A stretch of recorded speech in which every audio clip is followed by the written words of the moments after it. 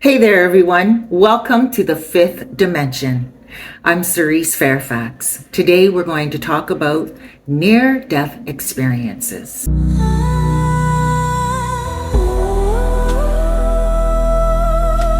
So, this is a story of a young man who had a near-death experience. His name is Tom. Tom was a person that always loved adventures. He would always go to hiking alone, and he would do a lot of sports alone. And he was an only child, so he was used to being alone a lot of the times. This one day, his mom had passed away, and he was really feeling the brunt of everything. Being an only child, all of the work of having to take care of her while she was sick, while she was in the hospital, when she died, having to take care of the funeral, and everything really weighed heavily on his shoulders. So he decided that it was time to take a vacation, just a little mini vacation. He decided that he was going to take Thursday off work and pack up and go hiking. And not only that, he'd have Friday off, Saturday off, Sunday, he would head back home and get to work on Monday. Well, Thursday, he got to his site. He unpacked everything. He was happy. He got a really good campsite and he was feeling good. Friday, he was feeling awesome. Saturday, he decided he was going to go fishing for his food. So he went to the lake. Now, there were a lot of people making noise very close to where he was fishing. And he decided that he was going to just go around the bend a little bit. He did this all the time. It's not like it was something new. He went all the way around the bend. But what was new were the boots that he was wearing. And he didn't have them broken in enough. They were hurting his feet a little bit. And he slipped down one of the rocks. When he slipped down one of the rocks, he hurt his ankle. His ankle snapped. It actually broke. And he tried to get himself back up the rocks, dragging himself. Now, these rocks, some of them were this big, some of them were bigger. They were a natural embankment. He started to scream, but no one could hear him. And he could hear people talking loud, playing music and everything on the other side, but nobody could hear him. So he decided he was going to try to drag himself up the side of the embankment a little bit more. But when he did, he grabbed on to one of the stones that was loose. He fell backwards. When he fell down, thank God he didn't fall completely into the water below. The thing is, he fell on another rock that was flat, sticking out, and he went boom, fell on it and banged his head. Immediately, he felt his breath leave his body. He explained it like when you feel like you're falling asleep and you're dropping. He said immediately he saw a light. At first, the light was far away from him, but he started to flow towards the light. Now, this is a very common thing that happens in near-death experiences. People experience all different things, but the light is something common. He got closer and closer to the light. And he said his mom was right there. And she said, "Oh, sweetheart, I love you. I miss you." Now remember, she had just died. And he's like, "Oh, Mom, am I dreaming? Am I dreaming?" She said, "Shh."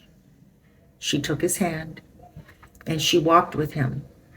They were walking through his old house when he was a little boy. He saw himself playing. He saw his mom at a younger age as well. And he saw his dad, who had died 10 years prior. He saw his old dog, and he he saw his mom was cooking something in the kitchen. So memories, he was going down memory lane is what he called it. He kept going, and all of a sudden, just like that, he was in his school. Now, when he was in school, he was teased a lot. One of the other reasons why he preferred to spend time alone. He was in the school and some of the kids were laughing at him, and he saw himself at a desk crying. And this gave him great sorrow. And he started to feel this anxiety within him. And his mom said, if you don't stop, you will not have a chance to live. And he said, what do you mean if I don't stop? She said, you are anxious right now. You have anxiety right now. You are allowing emotions to overflow. You still need to make it back. But with you doing this, you will die. And he looked at her and he's like, but I don't mind dying.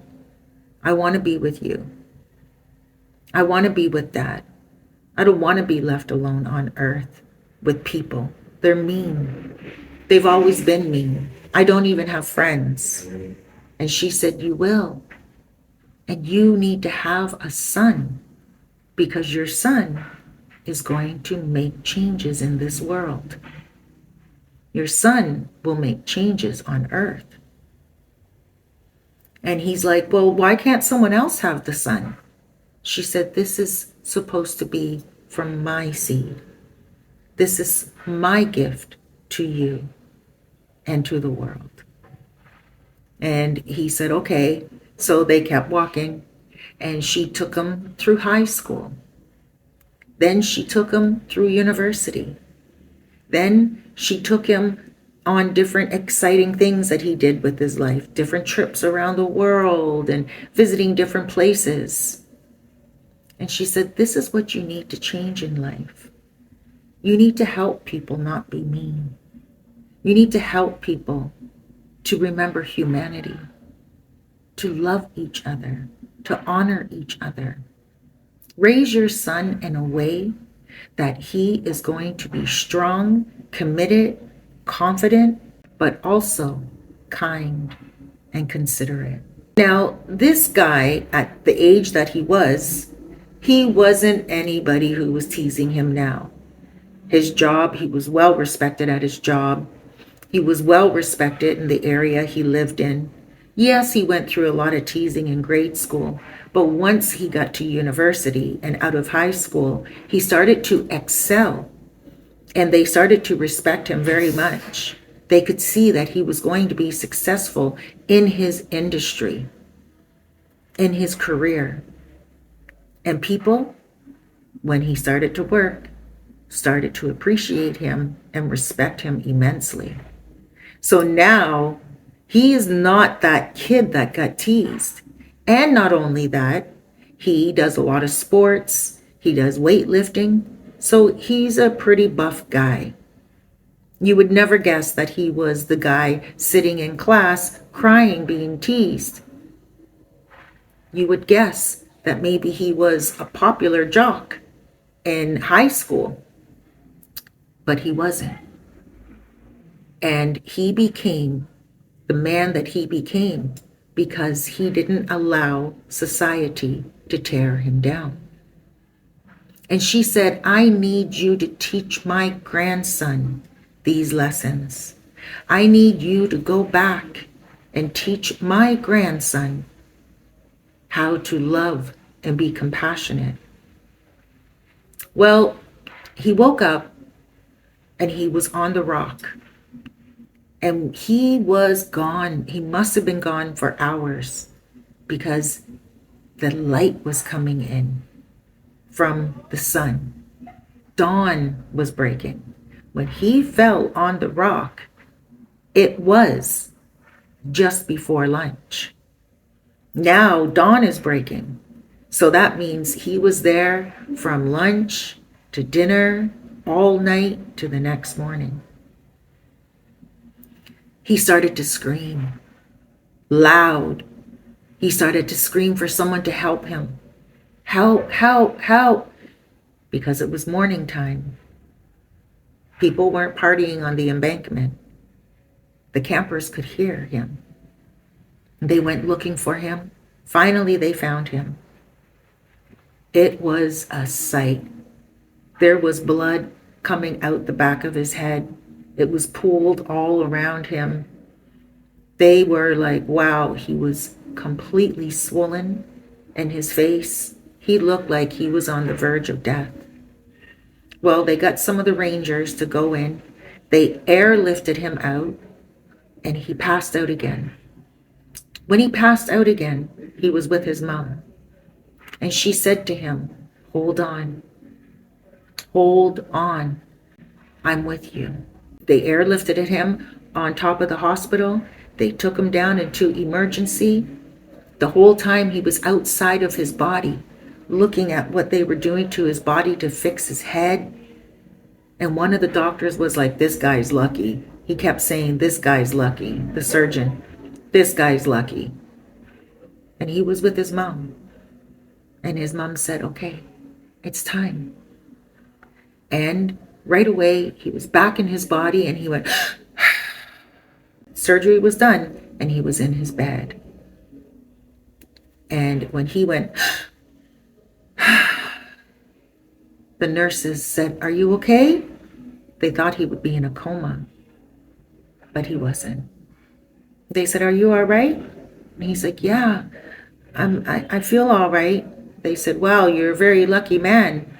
How long were you out there for on the cliff? And he said, I don't know, pretty sure, probably just one day. He's like, what time is it now? You will never believe he was there for 2 days on that cliff. Not one day like he initially thought. 2 days. They told him what day it was. He was so shocked.